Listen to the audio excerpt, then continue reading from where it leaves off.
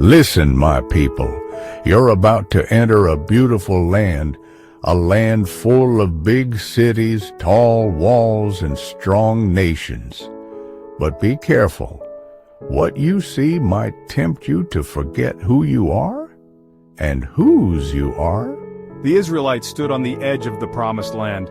The Promised Land was full of cities and wealth. It would be easy for them to copy what they saw, to want to live, act, and worship like those around them.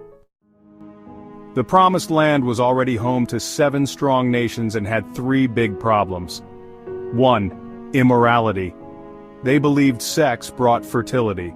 Their temples had sexual rituals. They practiced adultery, incest, and even worse things, all in the name of worship. 2. Injustice. The rich crushed the poor, slaves were treated like tools, and no one cared for the weak. 3. Idolatry. Everywhere you looked, under trees, on hills, there were idols. They worshipped creation, not the Creator. To survive and stay pure, God is giving you His laws. From now until you enter the land, these laws will protect you from becoming like the others. These laws weren't just about rules, they were about shaping a holy life.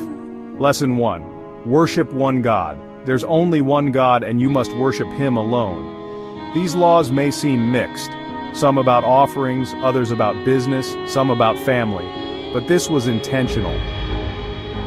In God's eyes, there is no division between spiritual and everyday life. Everything matters. Whether you worship, cook, work, or rest, all of it is for God, not just Sundays, but every day.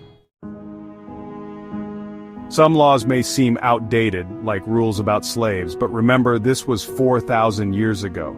So we must compare them to the laws at that time. We may think that our laws are better, but we forget that our laws were based on European laws, which in turn came from the Bible, and has since evolved over time to our modern-day laws.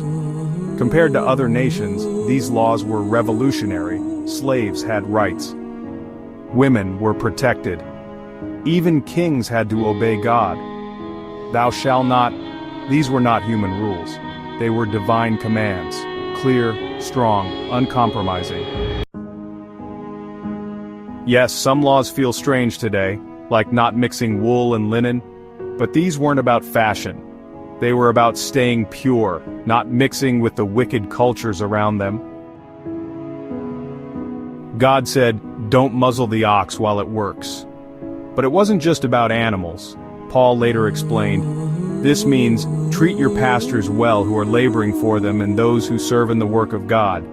Pay people fairly. God cares about justice in everyday life. These laws affect 3 levels of our life. 1. Unsaved. Before our salvation, you sin without realizing it. 2. Saved. After we were justified, you try to do what's right and avoid sin. 3. Sacred. Now you live not just to be good, but to please God. Example. A preacher can preach to impress, but a sacred preacher preaches to glorify God. The word love appears over 30 times in Deuteronomy. If you love God, obey His commands. We don't obey to get saved. We obey because we are saved, a response to grace. And just like the Israelites, we too live in the present. Will we follow the ways of the world, or will we follow God in all we do, every moment, every day? So whether you eat or drink or whatever you do it all to the glory of God. 1 Corinthians 10:31.